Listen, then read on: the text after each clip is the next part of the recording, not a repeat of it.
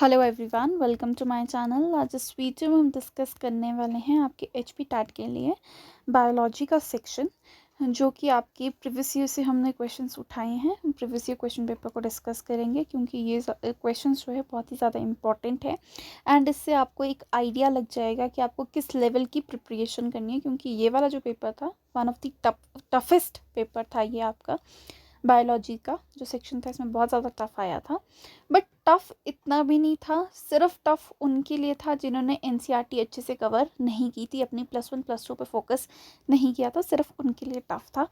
But दो मैंने इसको टफ़ इसलिए बोला क्योंकि इस वाले जो आपका रिज़ल्ट था इसमें जो आपकी पास परसेंटेज थी, क्वालिफाई जो आपका परसेंटेज थी वो बहुत ज़्यादा कम थी मेडिकल वालों की, ठीक है। और इसमें जो मेन रीज़न था वो सिर्फ बायोलॉजी सेक्शन था, क्योंकि सब ने यही बोला था कि जो आपकी बॉटनी एंड ज़ूलॉजी आई थी वो बहुत ज़्यादा टफ आई थी एंड बहुत डेप्थ में पूछी गई थी। वैसे अगर आप बाद में इस पेपर को एनालाइज़ करते, उस पेपर के बाद उन लोगों ने भी एनालाइज़ किया होगा तो उनको एक चीज़ रियलाइज़ हुई होगी कि ये पेपर इतना टफ नहीं था, क्योंकि आप एनसीईआरटी खोलते तो डायरेक्ट वहीं से ये क्वेश्चंस पूछे गए थे। सो ये बहुत ज़्यादा इंपॉर्टेंट वीडियो है, प्लीज़ इसे लास्ट तक देखिए। हम सारे नहीं 30 क्वेश्चन ही डिस्कस करेंगे, टॉप 30 क्वेश्चन हम इसके डिस्कस करने वाले हैं। सो बिना टाइम वेस्ट किए लेट्स स्टार्ट। बट उससे पहले अगर आप मेरे चैनल पर नए हो तो प्लीज़ मेरे चैनल को सब्सक्राइब कर दो, बेल आइकन को प्रेस कर दो, सो दैट आपको हर important update time to time मिलती रहे।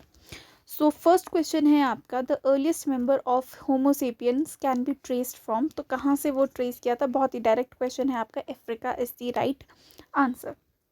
बात कर लेते हैं नेक्स्ट क्वेश्चन की, an example of analogous organs are. C analogous, homologous, जो आपके लोगस जो आपके ऑर्गन्स थे ये आपने 10th क्लास में पढ़ लिए थे।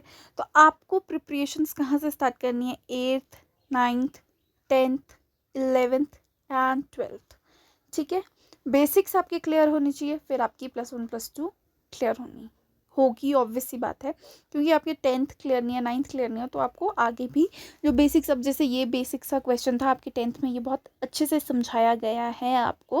वैसे तो है आपके +2 में भी है, बट स्टिल आपके 10th में भी था ये, एंड 10th लेवल का ही क्वेश्चन है। An example of analogous organ is, तो are arm and dogs 4 leg, are teeth and elephant tusk, potato and runner of grass and none of the above। तो इसमें जो आपका आंसर रहेगा none of the above रहेगा, क्योंकि ये सारे किस चीज़ की एग्जाम्पल है? ये सारे आपके होमोलोगस ऑर्गन्स के एग्जाम्पल हैं।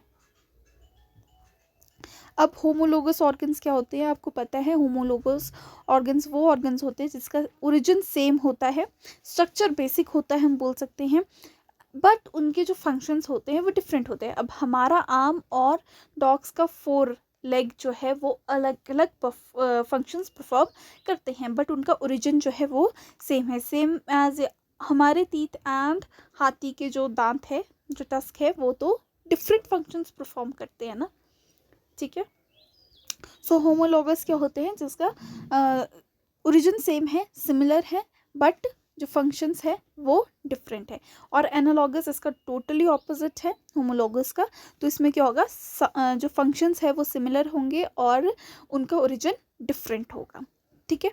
अगर इसमें एग्जाम्पल की बात कर ली जाए तो इसमें आपका एग्जाम्पल क्या है? विंग्स ऑफ इंसेक्ट आ गया, बैट्स एंड बर्ड्स, ये तीनों जो विंग्स है इसमें क्या होगा? सबके क्या है? ये एनालॉगस ऑर्गन्स है, मतलब फंक्शन सेम है, उड़ने का काम करते हैं, बट क्या है? इनका जो ओरिजिन है वो अलग जगह से है, ठीक है। सबकी अपनी अपनी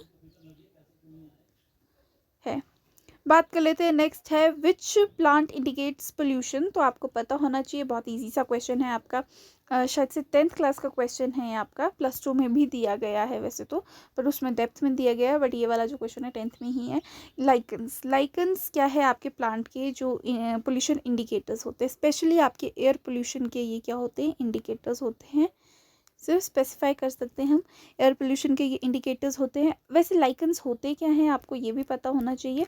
तो हाँ, वैसे तो आपको पता ही होगा लाइकन्स क्या होते हैं? आपके फंजाई और जो आपके एल्गे है उसका क्या होता है? कोलैबोरेशन होता है आपका, जिसमें आपका एल्गे क्या करता है? परफॉर्म आपके फोटोसिंथेसिस परफॉर्म करता है, एंड आपका जो फंगी है वो क्या करता है? वो प्रोटेक्शन प्रोवाइड करता है, ठीक है।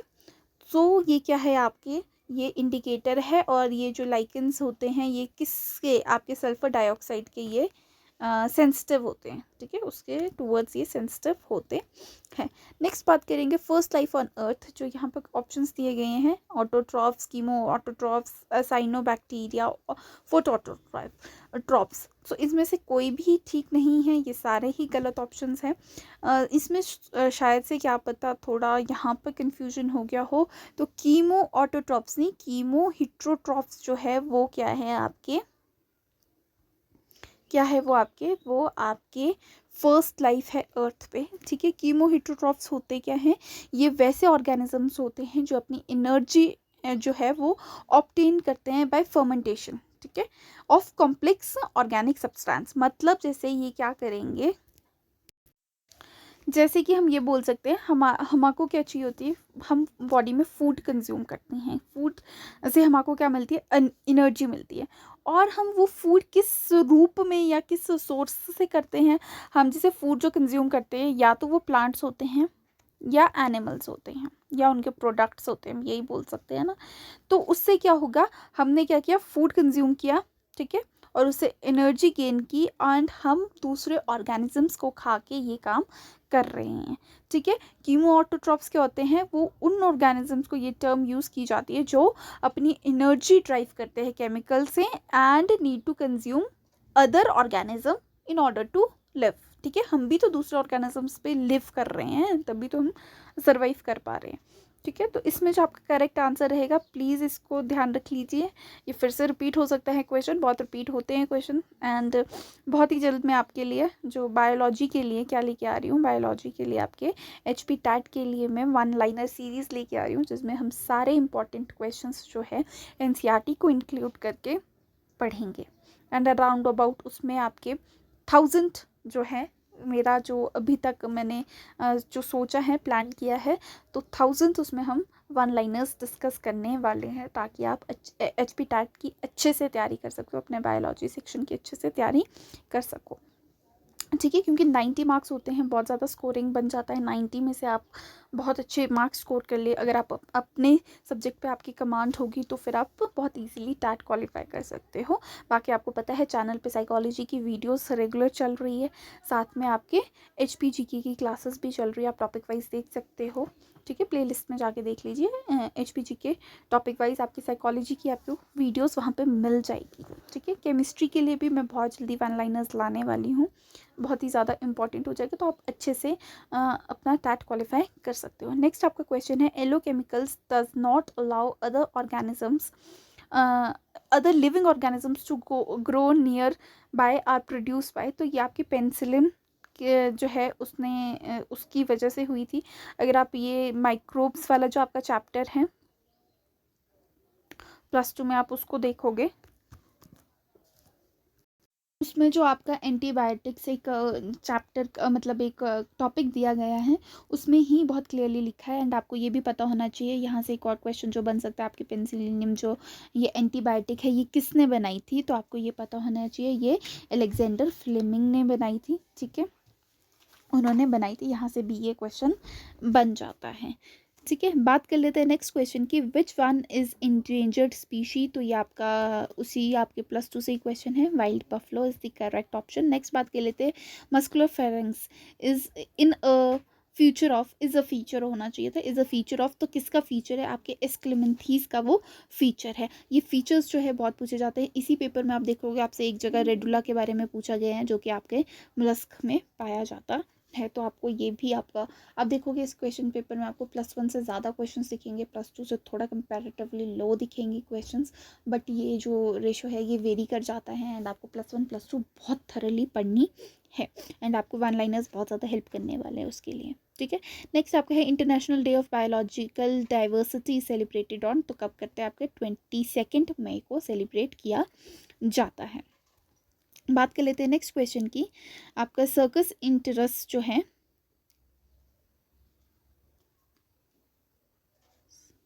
तो ये क्या है कि किस चीज़ का नाम है, ये आपके इंटेस्टाइनल जो जूसेस है उसका नाम होता है।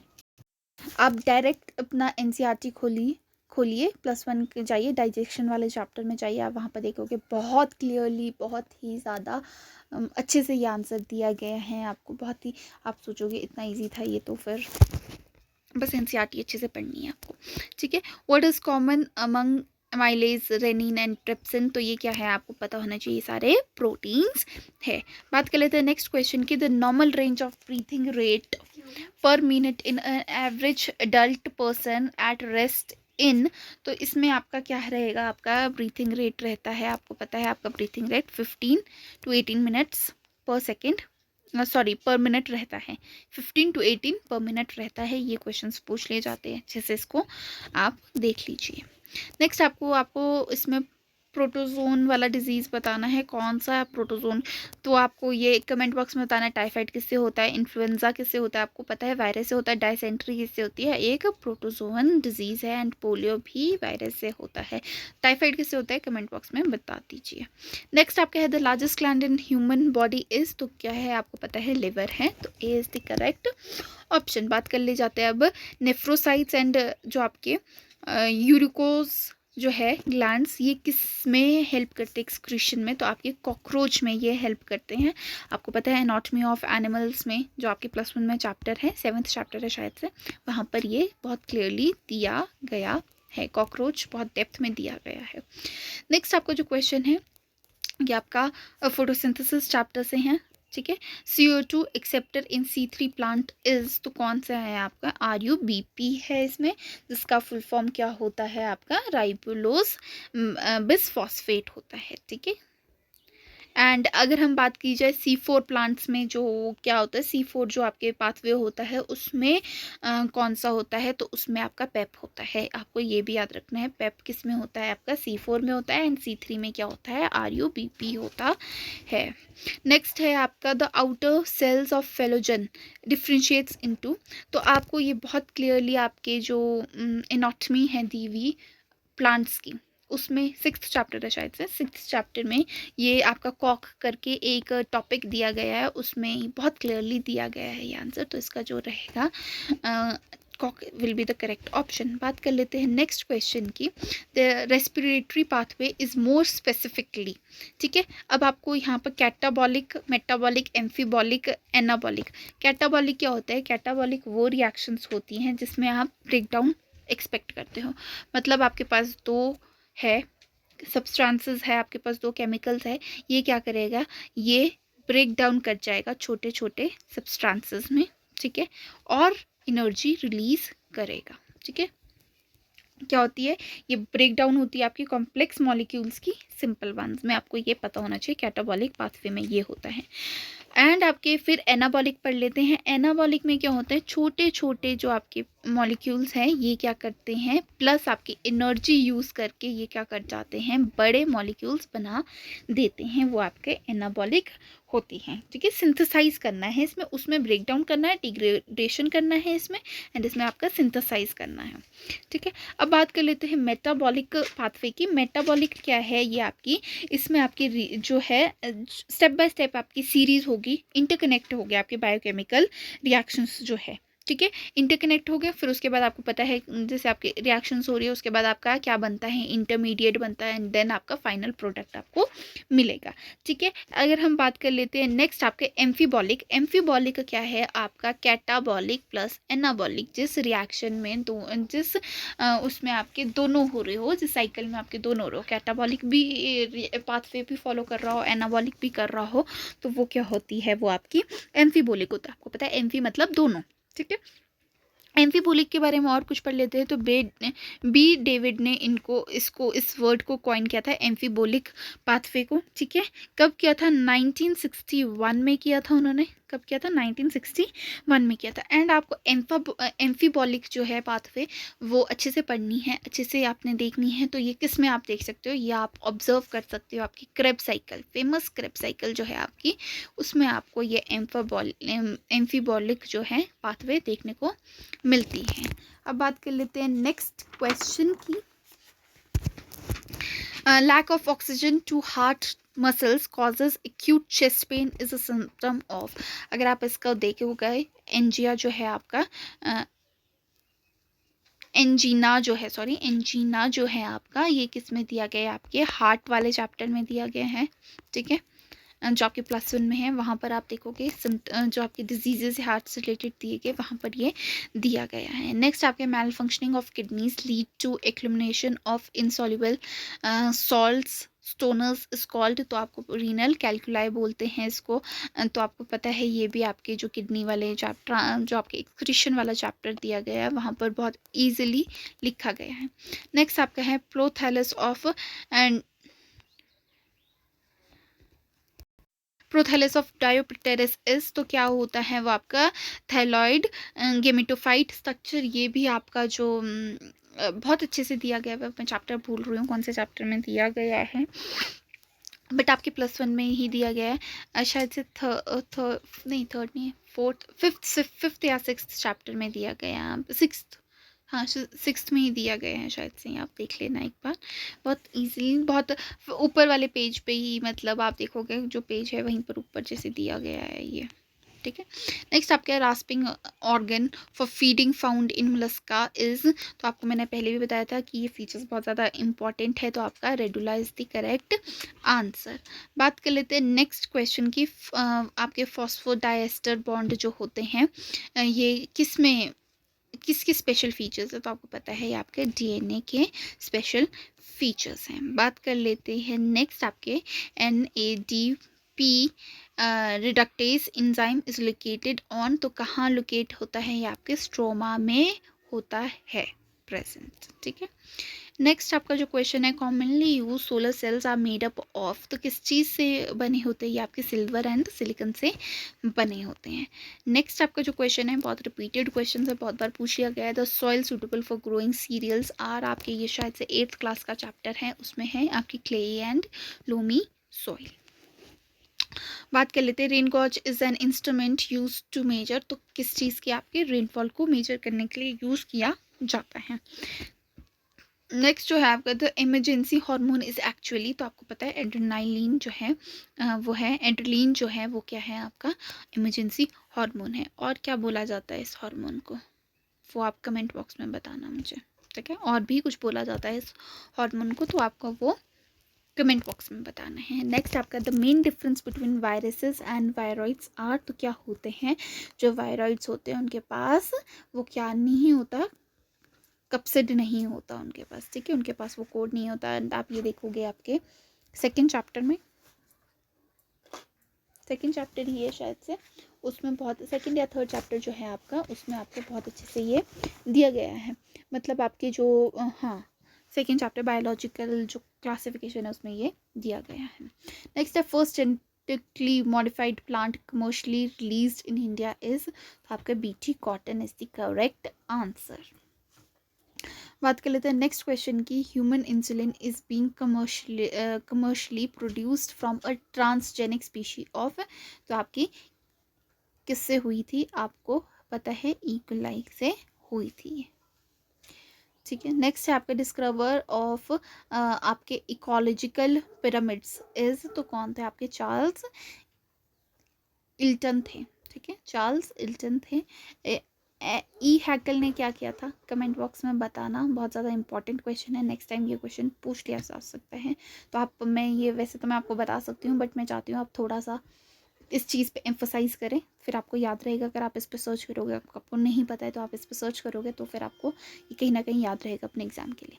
तो बता देना हैकल ने क्या किया था, क्या डिस्कवर किया था उन्होंने, ठीक है। नेक्स्ट क्वेश्चन है आपको source of maximum sulphur is, तो आपको पता होना चाहिए सल्फर जो आपकी साइकिल्स है, न्यूट्रिएंट साइकिल्स दी गई है आपको, ये अच्छे से आनी चाहिए आपके पास। सो न्यूट्रिएंट साइकिल्स भी एंड आपकी जो ये साइकिल्स हैं ये भी आनी, कार्बन सल्फर वाली जो आपको दी गई है वो भी अच्छे से आनी चाहिए, तो rock is the correct answer. बात करेंगे आज के लास्ट क्वेश्चन की, the reservoir for the gases type of biogeochemical cycles, इन्हीं साइकिल्स की मैं बात कर रही थी आपके लिए, तो एग्जिस्ट इन, तो आपके गैसेस की रेजर्वॉयर सी स्ट्रेटोस्फेयर आइनोस्फेयर जो है वो क्या है, आपके एटमोसफेयर की ही लेयर्स हैं, ठीक है, क्या है एटमोसफेयर की लेयर है, ठीक है। लिथोस्फेयर क्या है आपका लैंड है, तो क्या होगा आपका आपके एटमॉस्फेयर में क्या है, एयर ऑफ ब्लैंकेट होता है आपका एटमॉस्फेयर, तो आपको बहुत ईजिली ये आंसर पता लग गया होगा।